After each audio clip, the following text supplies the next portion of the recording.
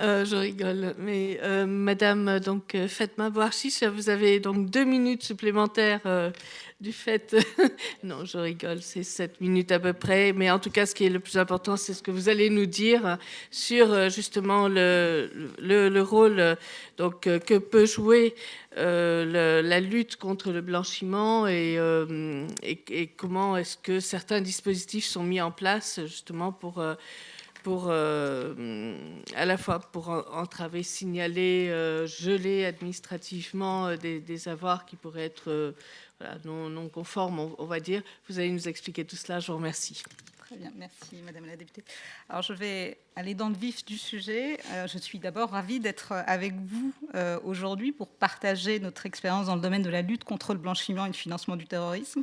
Je tiens à remercier Madame Nada Shehab pour son invitation et pour son intérêt pour l'action de l'autorité de contrôle prudentiel et de résolution, qui est le superviseur donc, du secteur bancaire et financier en France, dont le rôle est notamment de s'assurer de l'efficacité de la lutte contre le blanchiment et le financement du terrorisme dans le secteur bancaire et financier. La conférence CEDRE, dont il a été rappelé la genèse tout à l'heure, souligne l'importance de la LCBFT, ou lutte contre le blanchiment et le financement du terrorisme, et des standards internationaux en la matière. J'utiliserai parfois cet acronyme LCBFT. En 2019, le FMI, tout en reconnaissant les efforts accomplis par le Liban en la matière, avait relevé, je cite, que l'incapacité du Liban à atténuer efficacement les risques relatifs au blanchiment des capitaux et au financement du terrorisme pourrait affecter les investissements et l'accès continu des banques à leurs correspondants bancaires. Cette phrase résume bien tout l'enjeu des politiques de lutte contre le blanchiment et le financement du terrorisme. La LCBFT, en effet, est une réglementation capitale dont l'objectif est avant tout de protéger l'économie contre son utilisation à des fins criminelles. Les banques et plus largement le système bancaire financier jouent un rôle fondamental dans une politique de LCBFT efficace. Le secteur bancaire et financier est en réalité à la fois acteur et enjeu de ces politiques. L'enjeu, car une politique de LCBFT efficace permet d'assainir un système financier, de le rendre plus transparent, de le maintenir intégré aussi dans le système bancaire et financier international. Le FMI, d'ailleurs, relevait en 2019 que le renforcement de la LCBFT au Liban était important pour maintenir l'intégration du système bancaire libanais au niveau international. Le secteur bancaire et financier est aussi l'acteur d'une politique de lutte contre le blanchiment et le financement du terrorisme, puisque son efficacité repose sur la capacité des organismes financiers à détecter les opérations suspectes, susceptibles de constituer des opérations de blanchiment, de financement du terrorisme, pour les déclarer aux autorités publiques.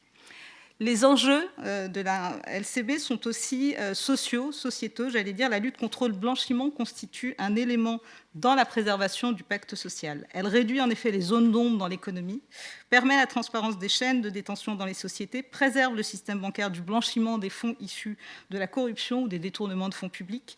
Elle contribue également, d'une certaine manière, à maintenir l'égalité de traitement entre les citoyens, l'égalité devant les charges publiques, par exemple, en luttant contre la fraude fiscale.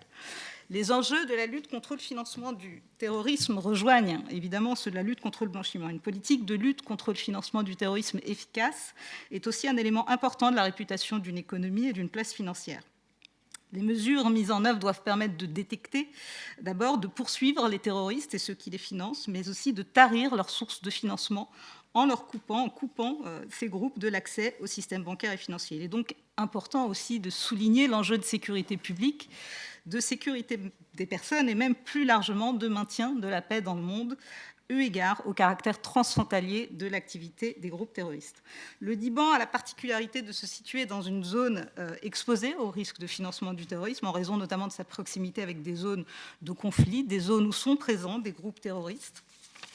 Et dans ce contexte-là particulier, la LCBFT revêt une importance cruciale. C'était d'ailleurs aussi un des constats qui avait été fait par le FMI en 2019, renforcer la lutte contre le blanchiment et le financement du terrorisme pour prémunir le système bancaire et financier libanais du dérisking, ce qu'on désigne dans notre jargon de conformité bancaire.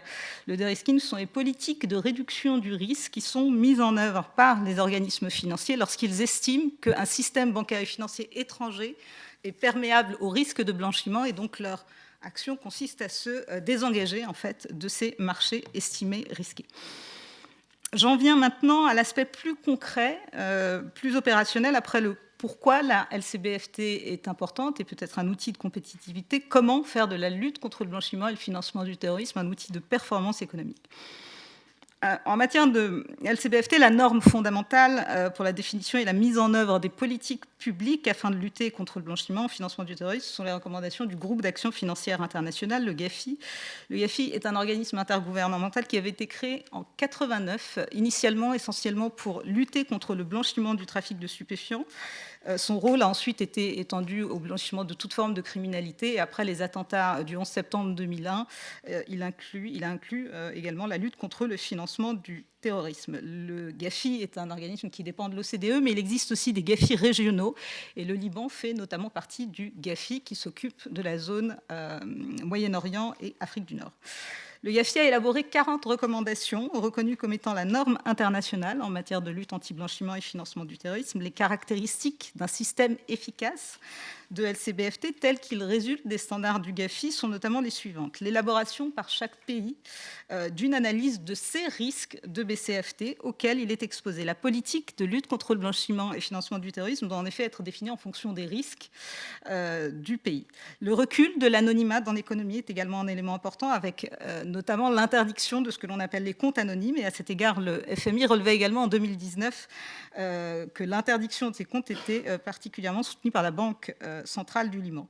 L'efficacité de la lutte contre le blanchiment et le financement du terrorisme repose aussi, comme je l'ai indiqué tout à l'heure, sur la vigilance des secteurs économiques qui peuvent être utilisés pour blanchir ou financer des activités terroristes. La logique sous-jacente étant la suivante, les banques, les avocats, les notaires, les professionnels de l'immobilier doivent mettre en œuvre des mesures de vigilance afin de détecter d'éventuels soupçons de BCFT pour les déclarer aux services, aux cellules de renseignement financier.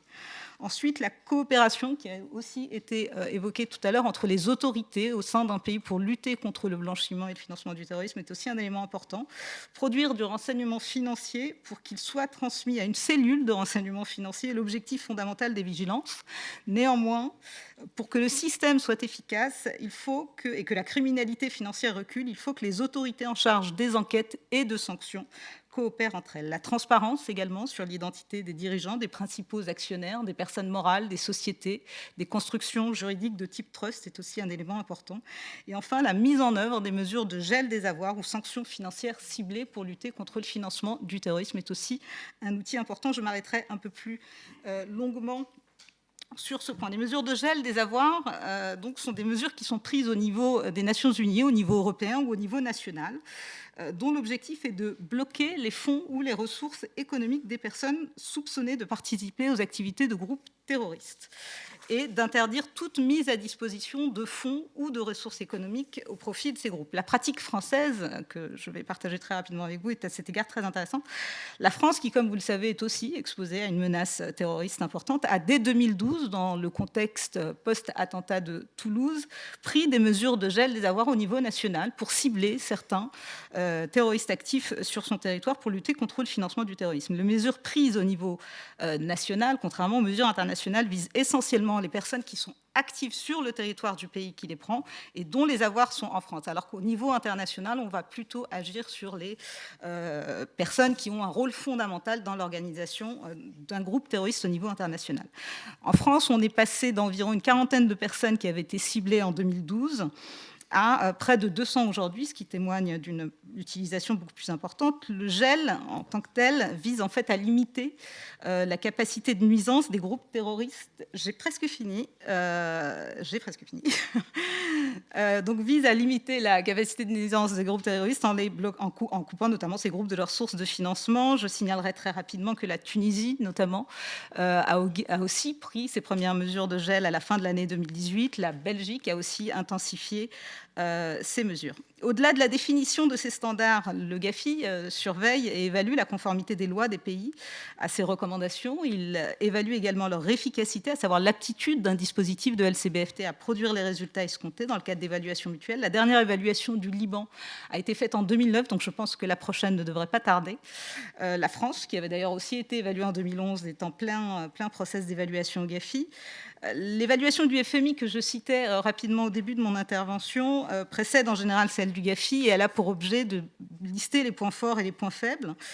Dans le cadre de cet exercice, le FMI notait en 2019 que pour préparer l'évaluation à venir par le GAFI, les autorités libanaises devaient sans doute, comme beaucoup d'autres pays, en réalité se concentrer sur l'efficacité. Une évaluation GAFI est un processus qui est exigeant, très consommateur de temps. Je peux en témoigner puisque je travaille sur l'évaluation de la France. Cette évaluation, dont le rapport est public, a pour objet d'aider les États à améliorer leur dispositif. Il ne s'agit pas uniquement de noter, mais d'assister tous les États dans l'amélioration de leur dispositif en fonction des risques spécifiques auxquels ils sont exposés dans le contexte actuel du Liban. Les résultats de cette évaluation, si elle était réussie, seraient sans doute un atout pour la réussite du Liban. Nul ne peut atteindre l'aube sans passer par le chemin de la nuit, disait le poète Khalil Gibran. Si le Liban traverse aujourd'hui une crise importante, il a su démontrer par le passé sa capacité de résilience. Gageons que ce pays saura se mobiliser avec l'aide de ses partenaires pour relever ces défis actuels. Je vous remercie. Je vous remercie.